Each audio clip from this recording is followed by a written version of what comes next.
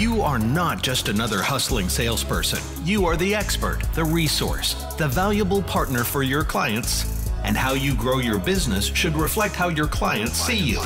Welcome to the Roadmap to Grow Your Business podcast. We generate referrals without asking, build positive client experiences, and help you take control of your business.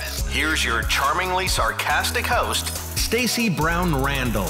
Hey there, and welcome to episode 157 of the Roadmap to Grow Your Business podcast. I'm your host, Stacey Brown Randall.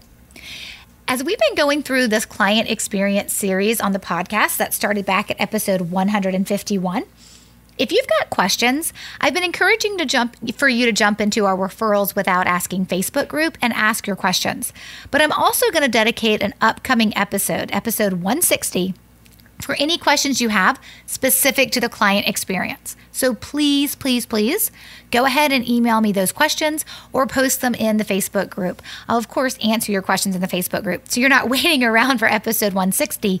But then on the podcast, it just gives me a better format to actually talk through answers and scenarios and give better context than it does when I'm like emailing you back, or of course when I'm just posting my answer in the Facebook group. So if you have questions specific to the client experience, we're going to do a whole episode on it, meaning we're going to take a pause from what I've been teaching you with the client experience, and I'm going to answer any questions you have on the client experience, and that's coming up in episode 160. So it's just a few weeks away, so now is the perfect time to submit your questions so we can get them answered. And I'll take and answer as many questions as I can on that podcast episode 160. Though I am going to try to do rapid fire to see if I can get through as many as possible. Okay, so we are started a new place in our journey from a client experience. You've gotten the nuts and bolts. You understand what the client experience is. You understand what it is, how we define it, the reason behind it, why customer service is not the same thing as a client experience, that you're trying to evoke emotions in your clients, that they will not only think about you while doing business with you, but then also what they carry with them. And we want those emotions to obviously drive some action and behaviors that they will take for you. And of course, we're not going to be shy about this. We're after referrals. But at the same time, we also want them to do other great things like be repeat clients and, of course, say great things about us in the marketplace, building up our brand reputation. But we've been breaking down the nuts and bolts of the client experience. What's the two-part formula? When does it start? Does it end? Which of the three stages do you have? Do you have two or three, right? Do you know what it is? We've been breaking down the tactical parts of the client experience and kind of like that overall picture so you can start to see your client experience within it. Because ultimately, the whole point of this series on the podcast is not for you just to be thinking about a client experience, but to do something with it and make yours better or be intentional for the first time ever with a client experience. So it's important that you understand the two-part formula. It's important that you understand the three stages. It's important that you understand when the client experience starts. And for this episode, we're going to dig in to that very first stage of the client experience, which is the stage everybody has. When you bring on a new client, they are just that, new. And they are new for a period of time. Now, what makes it slightly more complicated is that what I define as a new client, somebody else may define it differently as a new client. So you have to determine when your client experience stage, right? When we all know when it starts, but you have to define when it ends. So we're going to dig into a couple of these pieces of course, when your new client stage starts, the length of it, like when does it end, and some best practices. But before I do that, let's make sure we understand why it is so important that we nail this very first stage, the new client stage of the client experience. There are a number of reasons for why it's so important to nail the new client stage. But if I had to give you like my top two reasons, these are the two that are at the very top of the list. Number one, overcoming buyer's remorse. And number two, getting referrals. The crazy thing is when somebody makes the decision to buy from you, to hire you, to invest with you, whatever it is, when someone makes the decision to work with you, there is a chance they're going to question that decision, which means they're going to have this thing called buyer's remorse, which means they're going to regret or be remorseful of buying. And so when you have a really strong new client stage within your overall client experience, it helps you overcome that, right? It helps calm your clients down because it reminds them that they made the right choice in choosing you, right? And at the same time, hopefully, maybe it even excites them or fires them up to work with you. This allows you to move your clients from just satisfied and not like regretting hiring you to moving into that raving fan place. So if you can overcome buyer's remorse and make a client excited to work with you and not wondering if they made the right choice, you move them from a satisfied client to a raving fan. And from those raving fans, of course, come reason number 2, referrals. Now, here's the thing. There's no point within the client experience when you are guaranteed referrals. But there are moments within each stage, and this stage in particular, where you're more likely to receive them. And I would say you're more likely to receive, depending on what you do, you are more likely to receive referrals in the new stage because they're excited to work with you. They're sometimes talking more about it because it's new, right? There's so many things that happen in that new client stage. Now, this doesn't mean you won't receive referrals in other stages. And this certainly doesn't mean if you're not receiving referrals in the new client stage, you're obviously doing something wrong. I'm not saying either of those two things. Some businesses may be more likely to receive referrals in the active stage or the alumni stage. But a client's joy is at its height early on when there's a sense of anticipation of what's to come. And the new client stage allows you to capitalize on that. They have expectations of what working with you is going to do for them, and their willingness to share it is at an all-time high in the new client stage. So I worked with a franchise coach who was in my Growth by Referrals program and happened to be a VIP client. And the VIP level is where I work with a client for one-on-one for a year. And he referred me 4 people before our first VIP session had even taken place. Like, he had been in the buyer's journey. He had made the decision to come in at the VIP level. He came in at the VIP level. And before we even had our first working session together scheduled and even had it, he had already referred me 4 people. And so when I say that the expectation of working with you, of what it's going to be like to work with you, and their willingness to share that as an all-time high, because they're in the sense of anticipation. And it is a great opportunity for you to just make sure you're taking amazing care on the work side and the relationship side with your new clients when they're new. Because again, if it invokes the emotions that get them to talk about you, then you're more likely to get referrals during that new client stage. So again, there's lots of reasons to nail the new client stage. The 2 at the top of my list for you are to overcome buyer's remorse and referrals. Now, let's talk about when that new client stage starts. Now, we don't really need to talk about it because I've been talking about it. We all know when the new client stage starts. When does it start? It starts the moment the client experience starts in general, which is the moment that somebody says, yes, I want to hire you. The new client stage has begun. Now, how long is your new client stage? Well, that is subjective and it's up to you. And what I mean when I say that it's objective, I mean you have to determine when somebody is no longer new and when they've moved from new to active. And this will look different for every business. This will even look different. Like, one real estate agent may decide that you're no longer new after this stage, after this thing has happened. And another real estate agent would be like, no, they're still new until they get to a stage or until something happens further down in the timeline, right? So even people in the same industries will define when their new stage ends and their active stage begins. But make no mistake, you all have a new stage, and at some point they all move from new to active.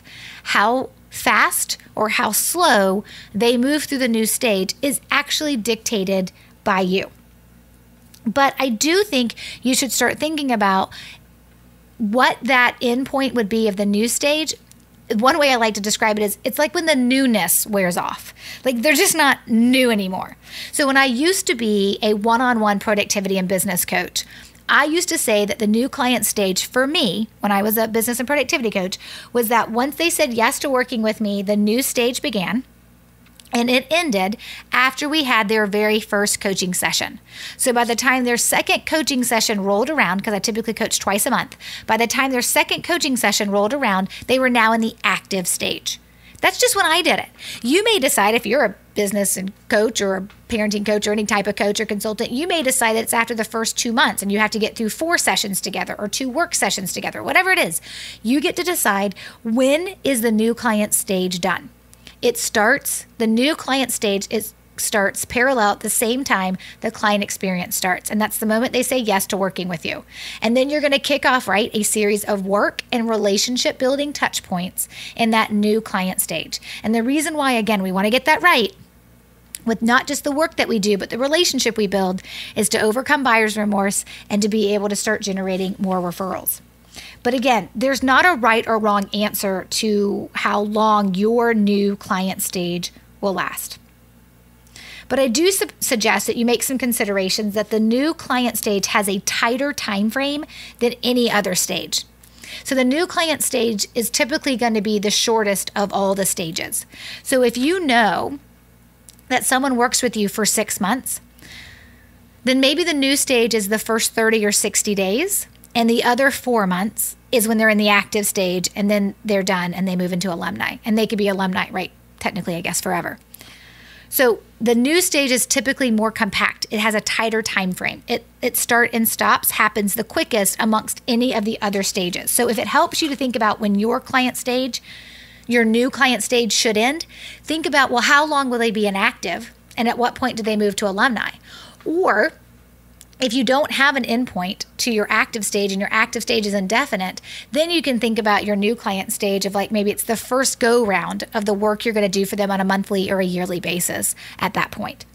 So think about that from that perspective, right? So let me give that as an example. So if I was a CPA, I may determine that when you come on board, you're in the new client stage up until we do your first tax return. But because I plan on doing your taxes for the next 10 or 15 years, I'm only going to consider you to be a new client when you're up until the point that we've done your first tax return. And then at that point forward, you're now in the active stage. So if I do your taxes for the next 6 years, right, you're in the active stage for the next 6 years. So the new client stage is 1 year because I do something for you once a year, your taxes. And then everything after that is considered the active stage. So hopefully that kind of example kind of helps you understand exactly what it looks like in terms of the new client stage is typically on a tighter time frame. And then I've got some best practices that I love that people do within the new client stage. I've got some personal favorites, right? Definitely some personal favorites. But I just wanted to mention 2 that I think would be helpful for you to start thinking about things that you should do within the new client stage. And one is a work touch point and one is a relationship building touch point. Because remember, your new client stage needs to have both.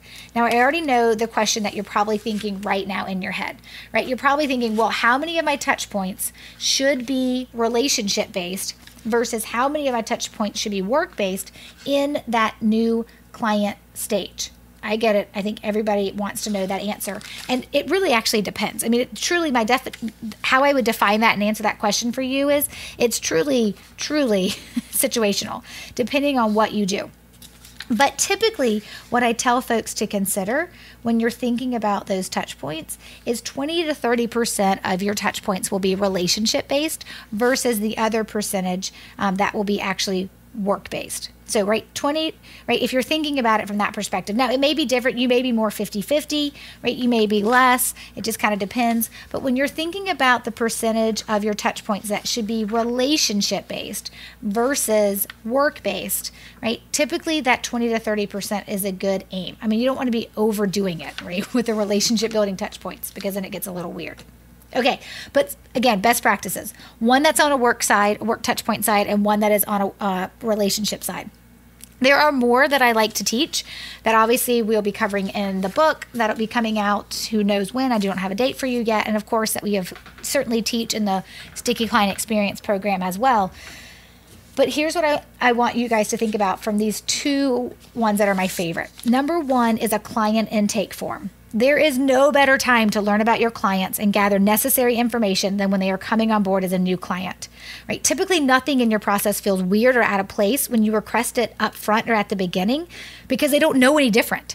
Right? It's not like you're coming on the back end and asking for this information. So it's really important, right, that we understand if we have a client intake form, we can get that information in advance. So if you want to end up recognizing your clients' birthdays or their anniversaries as part of a future upcoming touch point, the best time to acquire that information is in the new client stage. So you can have that client intake form, which captures the routine information like the name, the address, right, the email, the phone number, but also little tidbits you want to know about them. Because again, it doesn't feel weird to give that to you in the beginning because I don't know any different. I just assume that's your process. So think about adding in a client intake form in a way that works for you. I'm not saying it has to be a piece of paper. It may be something online, and you don't have to make every question mandatory. But if you don't ask something like that, it could be something for you to consider putting in place. Now, a best practice, one of my personal favorites on the relationship side, right, is a welcome card. It's the easiest and most cost-effective relationship touch point that you can do is to send a handwritten thank you card to your new clients after they come on board, welcoming them to being a client. And I think that the welcome card the language can certainly reflect the work you're going to be doing with them. I think that makes it more powerful. But at the end of the day, it really is a simple thank you for them allowing you to help them. And I think that is a really, really important thing for you to consider. You can do a welcome card, maybe it's a welcome video, whatever it is that allows you to connect with that new client on a different level. And I think that's really important as we're trying to nail our new client stage. We want to make sure they understand they're not just a number to us. Even if you have dozens, hundreds, or thousands of clients, you can still help your clients feel like they're not a number by doing some things they don't see coming. And the new client stage, of course, is a great time to nail the beginning of your client experience and setting the expectation of how you're going to take care of your clients. So, of course, I have other favorites. Those are just two that I really like that I think are easy for any business to implement. Now, some of my other suggestions aren't easy for every business to implement, but I wanted to make sure I was giving you at least two examples of something that you can implement. A work touch point could be a client intake form, and that information could be used in the future to help you take better care of them. And then, of course, sending them a welcome card, thanking them for being a part of your client family and allowing you to help them. Okay. Would you like to see what this looks like actually in process? Would you actually like to see what this looks like when a business owner takes the new client stage information and puts it into practice? I know I would. And that's what we have coming up for you next week. We're going to talk about the new client stage in action with the business owner next week in episode 158. But in the meantime, resources mentioned in this episode are available at stacybrownrandall.com/157. That's 157 because this is episode 157 and Stacy has an E. And remember, if you have any questions about the client experience, we're going to dedicate an entire episode coming up where we're just going to answer your questions. But you got to get those questions in now so I'll be able to record my answers and put them together for you for episode 160. That's coming up in a couple of weeks. But next week we have a new client stage in action with a business owner who's made it happen. So until then, take control and grow your business. Bye for now. Thanks for listening to the Roadmap to Grow Your Business podcast. To access all resources and links mentioned in today's show and to connect with Stacy, head over to www.stacybrownrandall.com.